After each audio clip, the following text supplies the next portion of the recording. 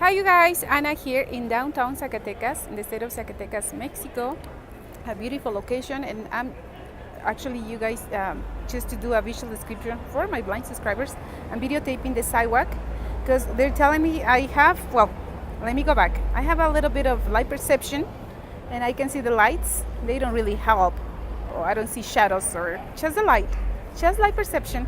So I noticed that something was bright on the sidewalk, and they actually have the lights and on the sidewalk, those LED lights that they don't really bother your eyes. But what a great idea for people that has low vision, or people that is starting to, older people that are, they're starting to lose their sight. And hopefully you can see it. I see the light, and all the way on the sidewalk, hopefully I'm showing on the sidewalk, they have the lights. And this would help for someone that has low vision, actually, to use this as a guide. The architecture here in Zacatecas is beautiful, like from the 1800s. Beautiful, beautiful. There is no really straight sidewalks, and the buildings are very colonial. Beautiful, beautiful. I'm showing here the street.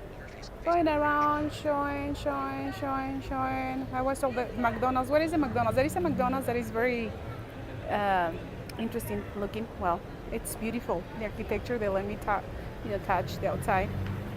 But in the inside, of course, the junk food, I don't know, maybe might be different.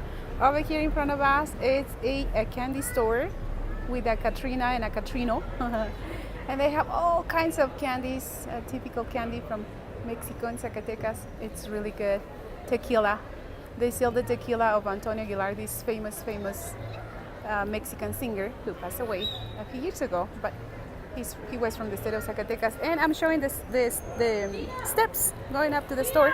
And I notice everything here is steps up and down. They have ramps to go to, to some of the locations or businesses, but the ramps are so deep that it would be impossible for someone on a wheelchair, but steps up and down because of the architecture. But the interesting part was the lights. This could totally be used as a way to guide yourself when you still have sight. Even though over here in Mexico, the streets are very busy with people vendors that are on the street selling candies, or just different, no, not only candies, but different things. This location that I'm showing is not, they don't really have vendors here, but over here around the alley behind us in the streets, they have vendors. So sometimes, the blind people actually, they told me that they actually, instead of walking on the sidewalk, they actually walk off the sidewalk along the curb, which is dangerous. It's very dangerous, but this is when I,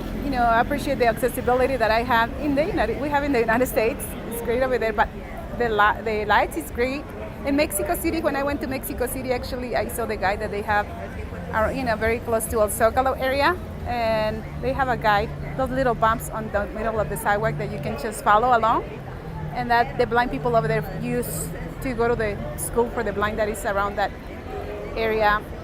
But anyway, some friends from Central South America, they have shared with me, or they have shared with in these WhatsApp groups that I belong to, about the inaccessibility in Honduras, Paraguay, all those countries, and they actually safer for them to walk off the sidewalk. But they say they have, hurt themselves. But I don't imagine myself walking off the sidewalk along the, next to the cars. And they do that because they have doors open, sticking out signs, people sell, vendors, but they do it. I get, which is, we have to function no matter what. We have to get out there and do whatever we have to do. But just sharing with you, and every time I go to all these places, I wanna live over there. Anyway, just sharing with you from Anna's world about the accessibility. I'll keep sharing about my trip over here in different states of Mexico. Bye.